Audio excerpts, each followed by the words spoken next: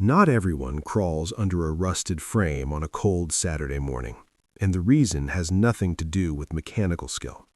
Some people walk past a broken-down truck and see junk. Others see something worth saving. That difference is not about trucks. It is about something much older, much quieter, and much more personal than most restorers ever admit out loud. The person who restores an old pickup truck is not fixing a vehicle. They are fixing something else entirely. Look at the pattern closely. The trucks they choose are never random. Almost always, it is a specific era, a specific model, something from decades ago, something most people have forgotten. And when you ask them why that truck, the answer usually involves a father, a grandfather, a farm, a childhood driveway. The truck is a time machine, but not the kind that moves forward. Nostalgia is one of the most misunderstood forces in human psychology. Most people think of it as simple sentimentality, a warm feeling about the past. But research shows nostalgia does something far more specific.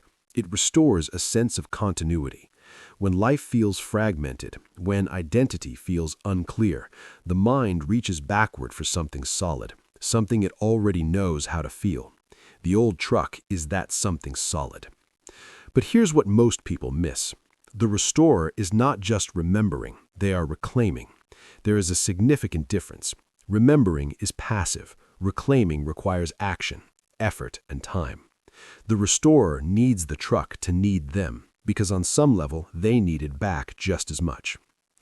Now consider the type of person who does this work, not the casual hobbyist, the one who spends months, sometimes years, on a single truck, who sources original parts obsessively, who loses sleep over a detail no one else would ever notice. That level of devotion is not about the truck. Psychologists who study what is called flow states, those periods of deep, absorbed focus, have found that people seek them most aggressively during periods of stress, uncertainty, or emotional numbness. The garage becomes a controlled environment. Every problem in there has a solution. Every broken part can be identified, ordered, and replaced. The rust can be removed. The engine can be made to run again. The outside world does not work that way. Relationships break in ways that cannot be unbolted. Careers stall.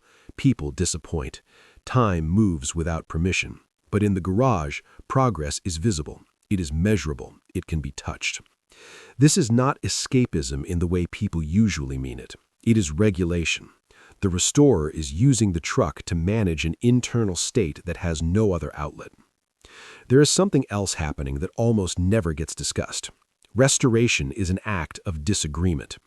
When someone pulls a truck out of a field that everyone else abandoned, they are making a quiet statement. This still has value. This is worth the effort.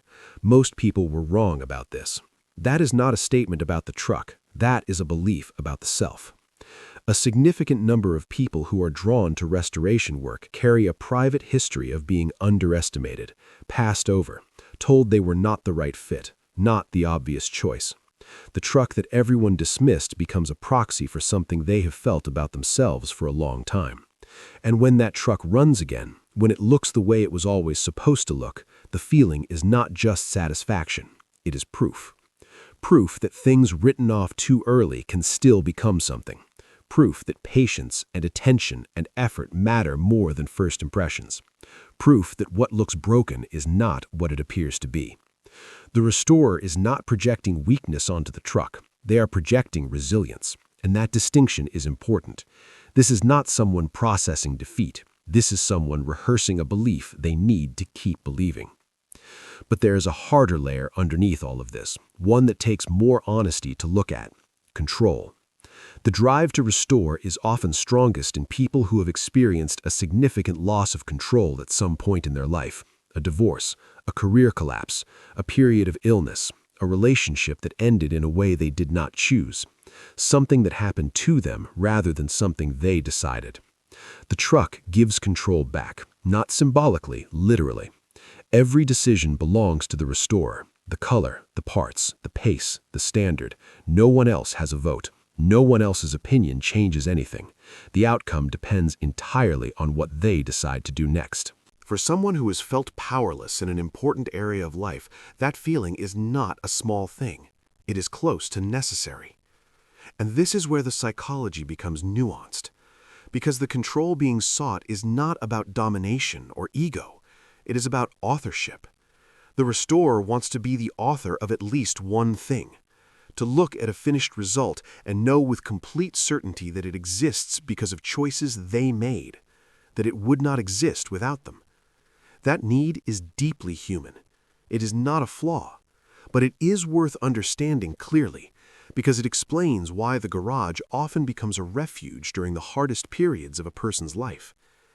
There is a social dimension here that runs quietly in the background. Truck restoration communities are not casual. The forums, the meetups, the shows, the culture around it is dense and specific. And for many restorers, that community fills a need that other areas of life have left empty. A place where knowledge earns respect, where patience is valued over speed, where showing up and doing the work is enough to belong. Modern life offers very few spaces like that. Most social environments reward performance, image, and visibility. The restoration community rewards something quieter, competence over time, a willingness to figure things out, a respect for what came before. For people who have never quite fit into faster, louder social environments, that culture feels like relief. Not just membership, relief. And the truck becomes the entry point. It is the reason to be there, the proof of seriousness, the shared language. Without the truck, there is no belonging to that particular world. Here's the question that has been sitting underneath everything said so far, the open loop that needed time to answer properly. Why a truck? Why not a car, a motorcycle, a boat? The truck carries a specific psychological weight that other vehicles do not. It is associated with utility over appearance, with work over status, with something that earns its place rather than inherits it. People who are drawn to trucks, especially old working trucks, tend to distrust things that look better than they function. They are skeptical of surfaces.